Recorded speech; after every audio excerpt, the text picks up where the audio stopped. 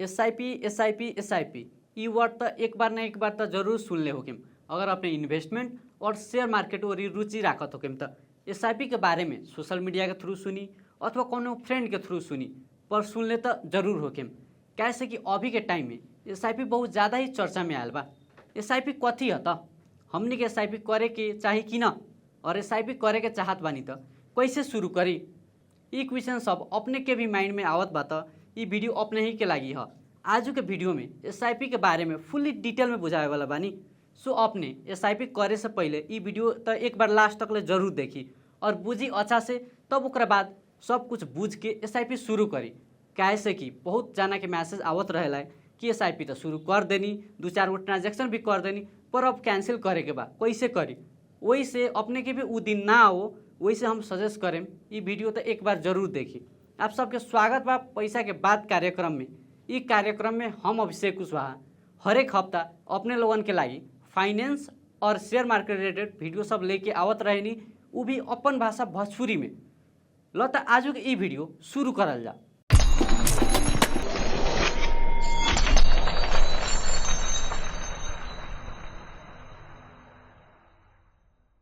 SIP अर्थात systematic investment plan, ये एगो म्यूचुअल फंड के प्लान है। एसआईपी बुझे से पहले हमने के म्यूचुअल फंड और ओकर टाइप सब बुझे के पड़ी। सो अब सबसे पहले बुझल जाओ म्यूचुअल फंड। म्यूचुअल फंड कथी है तो म्यूचुअल फंड यानी कि सामूहिक लगानी कोष, मतलब ये है कि एगो मास पब्लिक के लगानी करे वाला प्लान। म्यूचुअल फंड हमनी जैसन पब्लिक सबसे फंड उठावेला और वो फंड के मैनेज एगो बड़का फंड मैनेजर द्वारा होखेला। जैसे में सपोज करी कोनो एबीसी नाम के म्यूचुअल फंड आवत बा, तब वो सबसे पहले आईपीओ खोली और वो आईपीओ में हमनी जैसन पब्लिक लगानी करी और ओकरा बाद सब फंड के एगो फंड मैनेजर द्वारा मैनेज करल जाला और जब प्रॉफिट हुई तब सब पब्लिक में डिस्ट्रीब्यूट करल जाला ओकर क्वांटिटी अनुसार। और एगो इम्पोर्टेंट बात, शेयर के क्वांटिटी के कीता कहल जाला, वैसे ही सेम म्यूचुअल फंड के क्वांटिटी के इकाई कहल जाला। और एगो और बात, शेयर के फेस वैल्यू 100 रुपया रहेला नॉर्मली, पर म्यूचुअल फंड के 10 रुपया रहेला। ग्लोबली म्यूचुअल फंड के एएमसी अर्थात एसेट मैनेजमेंट कंपनी द्वारा मैनेज करल जाला, पर हमनी के देश नेपाल में म्यूचुअल फंड के कमर्शियल बैंक के कैपिटल सब द्वारा मैनेज करल जाला। म्यूचुअल फंड मतलब सामूहिक लगानी कोष, ये तो अपने के था हो गल, पर म्यूचुअल फंड कहाँ कहाँ लगानी करेला तो ये भी बुझल एकदम जरूरी बात बा। ल तो अब वो बुझल जा म्यूचुअल फंड कहाँ कहाँ लगानी करेला तो नंबर 1 शेयर में लगानी करेला, नंबर 2 डिबेंचर में लगानी करेला, नंबर 3 फिक्स डिपॉजिट में लगानी करेला, नंबर 4 गवर्नमेंट बॉन्ड में लगानी करेला। ये लगानी करे वाला सेक्टर सबके देख के अपने के एगो बात तो जरूर सोच ले होकिम, और वो है कि म्यूचुअल फंड सब में तो कम रिस्क बा शेयर मार्केट से। काहे से कि म्यूचुअल फंड सब डिफरेंट सेक्टर में लगानी करेला।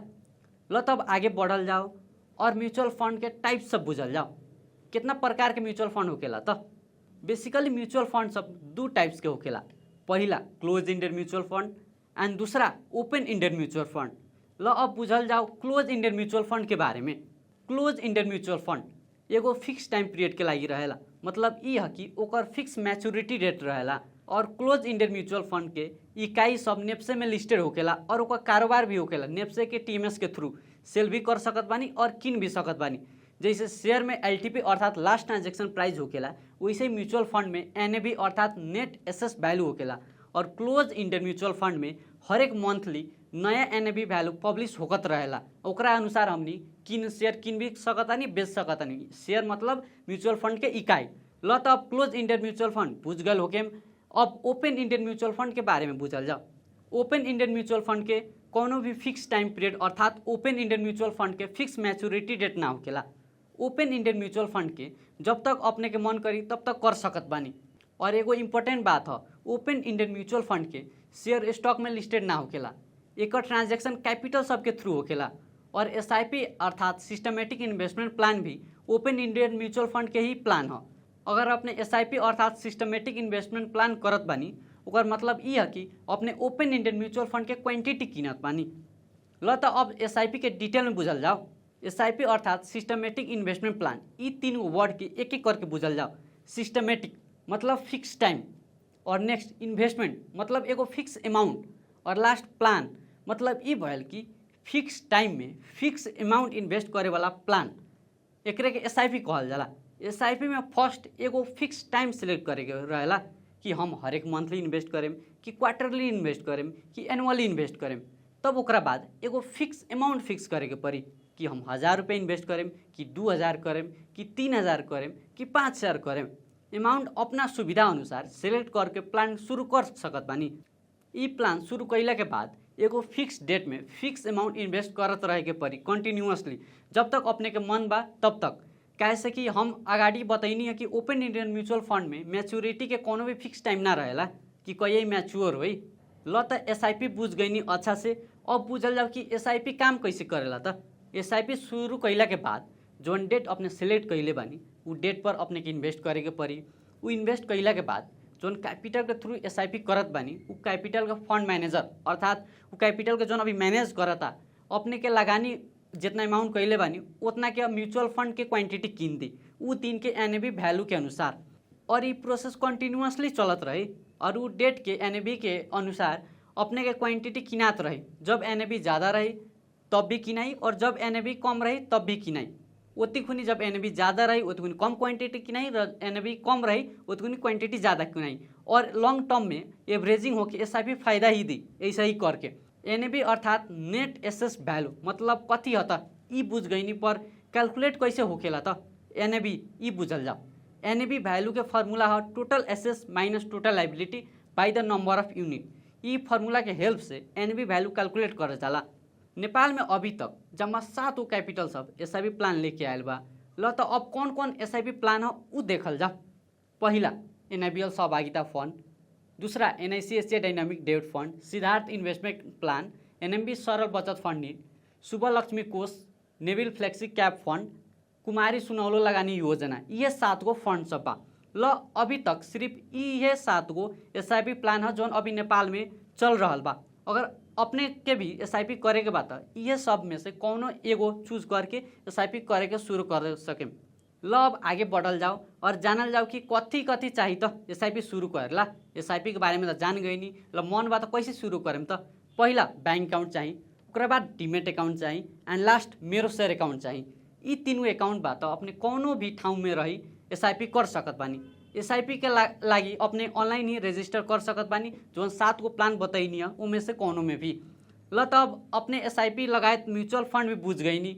अब सबसे इम्पोर्टेंट बात SIP के रिटर्न क्वेश्चन बात नेपाल में हमने के SIP में इन्वेस्ट करे के चाही कि ना ई बुझल जाओ।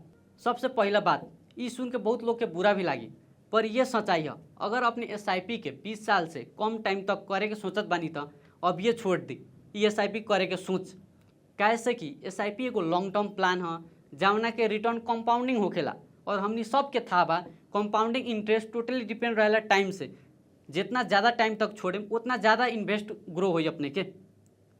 और एगो और इम्पोर्टेंट बात SIP में एनुअली CAGR रिटर्न एवरेज में 15% बा। ई कंसीडर करे के पड़ी इन्वेस्ट करे से पहले अपने के भी। कैसे नेपाल के देखला से नेपाल में जितना भी अभी तक म्यूचुअल फंड सब आयल बा उ सबके 15% एगो एनुअली ग्रोथ रहता CAGR रिटर्न। पर SIP में रिस्क एकदम कम रहेला और इन्वेस्टमेंट के थ्रू उमें रिस्क ले वही कि ना पड़ी अपने के। अपने टाइम टाइम पेमेंट करी ओकरा बाद अपन जति काम करते वो करत रही। इनमें कुछ कोई रिस्क नहीं के। कैसे सब में एगो पढ़ल लिखल अच्छा फंड मैनेजर सबके अपने के फंड मैनेज करत रहेला और वो इन्वेस्ट करत रहेला। सो में रिटर्न एगो न के बराबर रह। सो बेसिकली मेन बात ये है कि SIP करे के सोच बनावत बानी तो तंका लॉन्ग टर्म प्लान बनाई तब अपने अच्छा रिटर्न लेवे सकें। अगर शॉर्ट टाइम के लागी इन्वेस्ट करे के चाहत बानी तो ना करे में इन्वेस्ट SIP में जौने बेस्ट रही और लास्ट डिसीजन तो खुद अपना लेवे के चाहिए। SIP के और अच्छा से सोची और बुझी ओकरा बाद डिसाइड करी कि इन्वेस्ट करे के बा कि ना। कोनो भी फ्रेंड अथवा सोशल मीडिया के थ्रू इंगेज होके SIP करे के शुरू मत न करी। कैसे कि एगो लॉन्ग टर्म प्रोसेस है, लॉन्ग टर्म अपने टिके सकेम कि ना उ सब कंसीडर करके एगो प्लान बनाई कि SIP करे के बा कि ना करे के बा।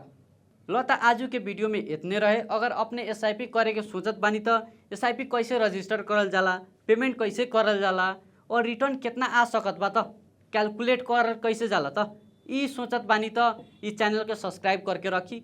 नेक्स्ट वीडियो जल्दी ही आवे वाला बा ये सब टॉपिक पर। आज के ई वीडियो अच्छा लागल हुई तो ई वीडियो अपन फ्रेंड सब में फैमिली सब में जरूर शेयर करी कि उ लोग भी SIP के अच्छा से बुझस।